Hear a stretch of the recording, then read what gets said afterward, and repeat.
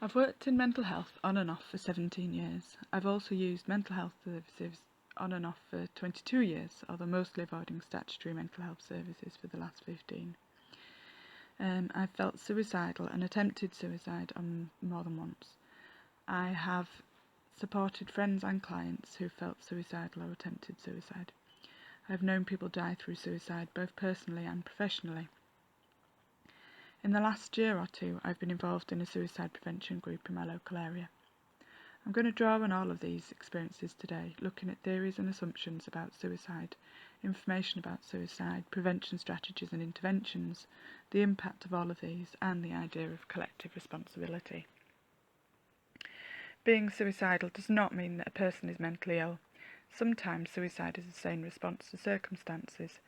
Linking suicides to mental illness leads to the context of suicides being ignored and prevents social, political and collective action.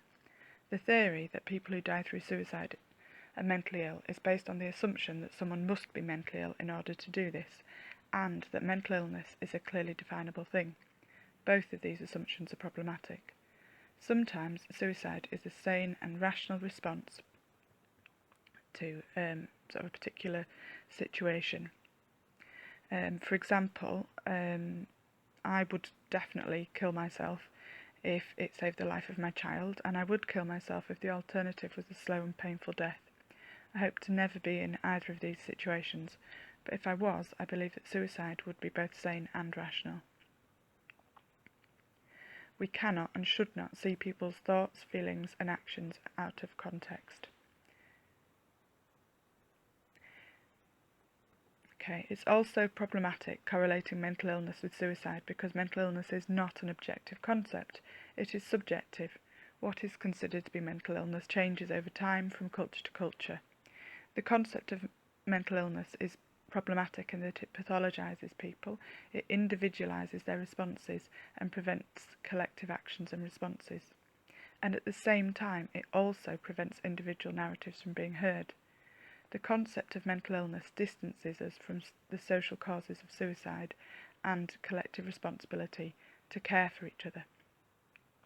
If someone is suicidal in response to a particular set of environmental factors, then we need to know this and respond to this, and not to the idea that they're mentally ill. Imagine you're suicidal in response to difficulties with housing, money, discrimination and isolation. Imagine then that your suicidal feelings are assumed to mean you're depressed, and that depression is then seen as the cause of your suicidal feelings. The social and environmental difficulties get lost in your diagnosis of mental illness. The responsibility is taken away from us as a society and put on the individual or possibly mental health services, and mental illness is seen to be the cause of suicide, even though the idea that mental illness causes suicide is a circular argument. Really, the responsibility for suicide and suicidal feelings is a shared responsibility.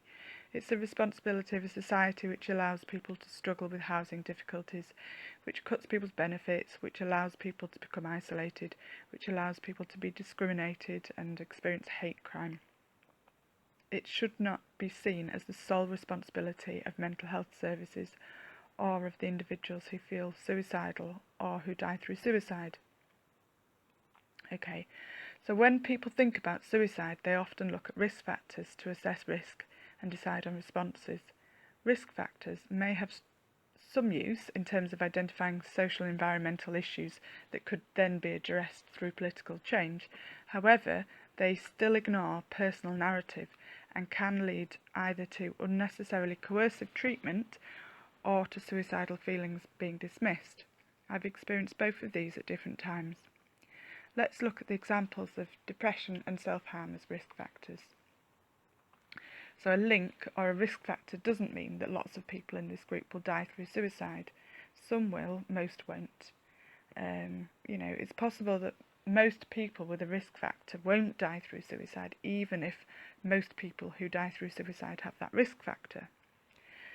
So in terms of the area I live, just under 9% of people were categorised as depressed, and just over half of the people in my area who died through suicide were described as having depression.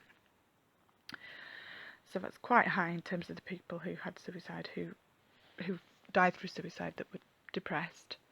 But in terms of the percentage of people who were depressed who died through suicide, it was a very small percentage of the people who were depressed who died through suicide. So it wouldn't make sense to respond to everyone with a diagnosis of depression as being at risk of suicide. Although obviously it does make sense that we might want to explore whether those individuals have got sort of difficulties that they might need support with or want support with. Self-harm has been described by the British Journal of Psychiatry as the strongest risk factor for future suicide, with more than half of people who die through suicide having previously self-harmed. However, again, the percentage of people who self-harm who go on to die through suicide is small, at under 3%. I have at times been subject to coercive treatment and physical restraint in response to my self-harm. I think this is in part due to people's fears about suicide risk. They're just thinking about the percentage of suicides of people who self-harm. They aren't thinking about the number of self-harmers who don't go on to die through suicide. If someone had had a conversation with me at the time, they would have realised that actually these times of self-injury were about trying to cope and not wanting to die. They would also have realised that coercion and physical restraint were traumatic and led to me feeling more powerless and hopeless. It doesn't make sense to treat everyone with depression or who self-harms as being at risk of suicide. Treating everyone who has these risk factors as being likely to kill themselves is like using a sledgehammer to crack a nut. To reduce risk, we need to understand why some of these people die through suicide and why some don't. We need to listen to what individuals are communicating, to understand individuals' narratives, their thoughts, beliefs, feelings, context, history. We need to know the meaning for people. We have already seen that correlating suicide with mental illness can be problematic. Where suicide is correlated with particular diagnosis, this is even more problematic. It may also corrupt how deaths are interpreted and recorded, and how people's distress and suicidal feelings are responded to. Diagnosis doesn't give us a clear picture of what an individual is experiencing. In fact, it obscures people's individual narratives and experiences. It obscures their beliefs and feelings, as well as their personal history and their social, environmental and political context. Imagine we have 3 people experiencing distress. They have different thoughts, feelings, beliefs, reactions, but happen to be given the same diagnosis. Their individual narrative is obscured by being grouped together under this same diagnosis. Another problem with diagnosis is that diagnoses have their own narrative attached to them, both formal and informal. For example, the narrative that is attached to a diagnosis of BPD is that people with this diagnosis are manipulative and just trying to get attention. I would imagine that deaths through suicide of people with this diagnosis are likely to not be recorded as suicide, because people will kind of say, oh, they didn't mean to die, it's just attention seeking or manipulation gone wrong. And this in turn will mean that people who are given this diagnosis will be seen to be less at risk of dying through suicide, and in turn increasingly assumed to be attention seeking. Labelling theory. How do theories of suicide and what's considered to be knowledge about suicide affect responses to people who are suicidal?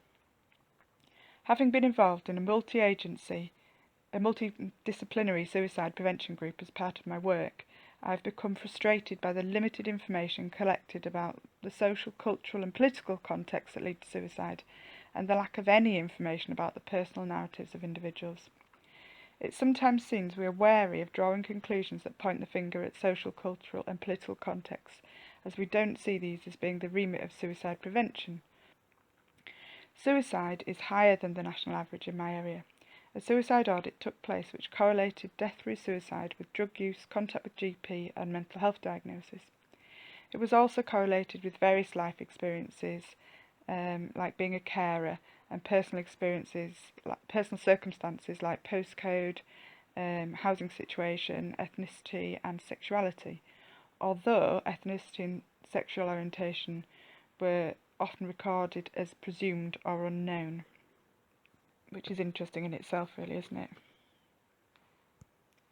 The people carrying out the audit had to work with the information that was available that had already been recorded, and it became clear to me that this was very limited. It also did not give them the opportunity to understand individuals' narratives. Without narratives, we might find correlations, but not understand the cause. We won't know the why. You can make a guess, but we don't know why the correlations exist.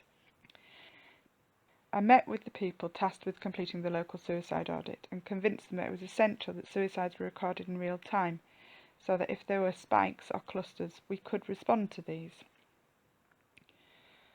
Or at least have a hope of doing that. Even this proved problematic, as it seems that no one person or organisation has responsibility to do this.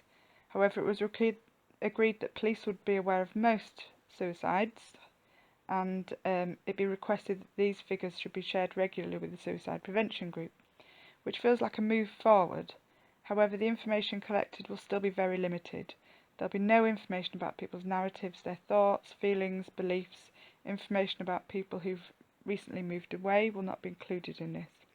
There will be no political action and changes to the social and environmental circumstances as a response to any of the environmental risk factors that we see. For me, this whole process highlighted many things. Firstly, the information we collect about suicides is inadequate. Secondly, it is important to listen to the narratives of people who are suicidal. And thirdly, community responses to suicide prevention are more fitting than responses by mental health services. Suicide prevention strategies tend to focus on people with a current mental health diagnosis who are using mental health services. This doesn't apply to most people who die through suicide. Therefore, these strategies are no help in preventing most suicides. Mental health services are not well equipped to deal with the range of difficulties that may be causing people to feel suicidal. So how should we understand suicide? I've worked in mental health on and off for 15 years. Actually, it's longer than that.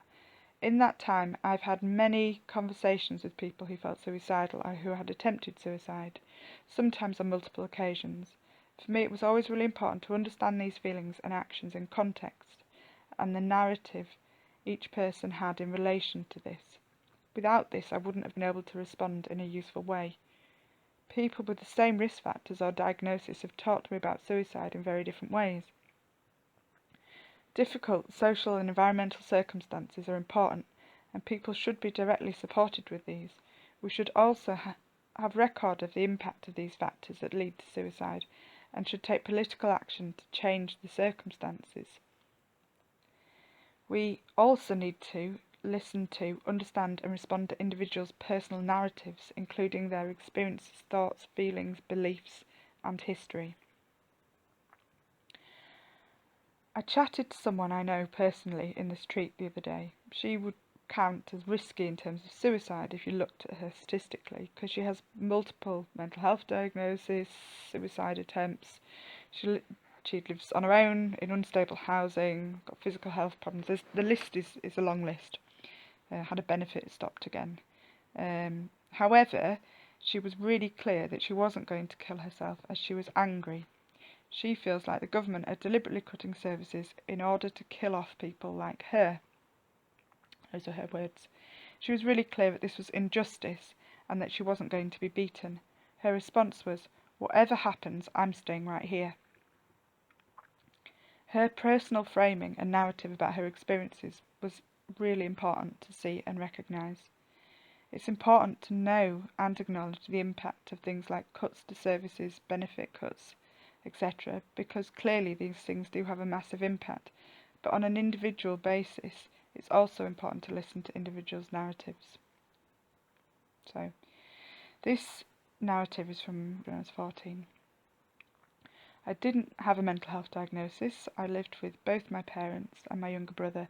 I attended school regularly. In fact, I was in the top set for everything. At this point, I don't think anyone took seriously the idea that I wanted to die. But I did. I took a massive overdose of sleeping pills. I had been raped and abused, and I felt and believed it was my fault.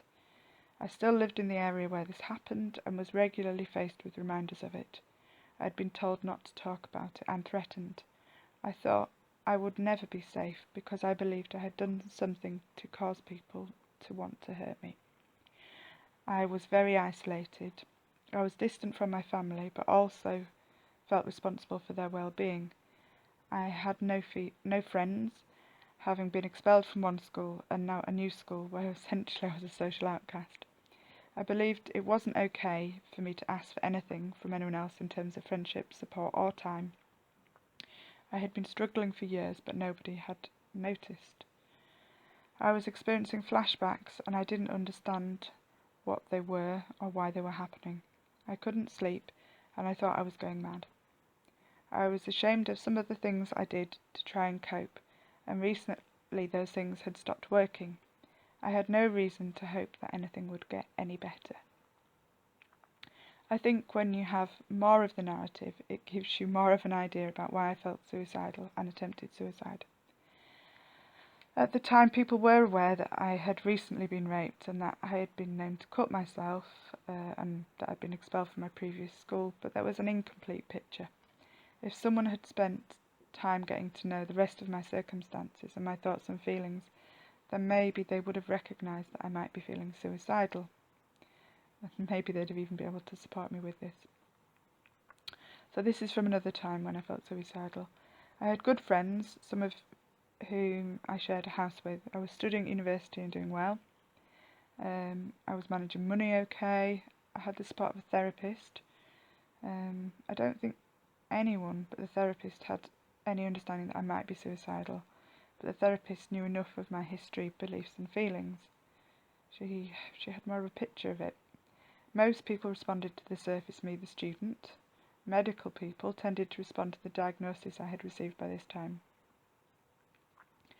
My therapist recognised that I was suicidal. Unfortunately, this ended up with me being on a locked ward with staff who assumed I was attention-seeking and not suicidal because of my diagnosis. It's not possible to respond in an appropriate, meaningful way unless you understand the person's narrative and context. And like we've already said, focus on mental illness and specific diagnosis prevents this. So, what needs to happen? The more we know about individuals, the better our responses. I've talked about environmental factors, thoughts, feelings and belief. Let's add in history, as this is important too. I'm getting a picture of these people and ideas about how I might respond on a personal level. I wouldn't get this detail from doing a checklist of risk factors or from their diagnosis. Once we've got a picture or a narrative, what can we do? Medical responses to suicide prevention pathologise people and frequently lead to invalidating and coercive responses by services, which can make people feel more powerless and may even have the opposite effect than that intended. The first person I knew to die through suicide died in psychiatric hospital. Once we understand a person's narrative, it is important that as many aspects of it as possible are addressed.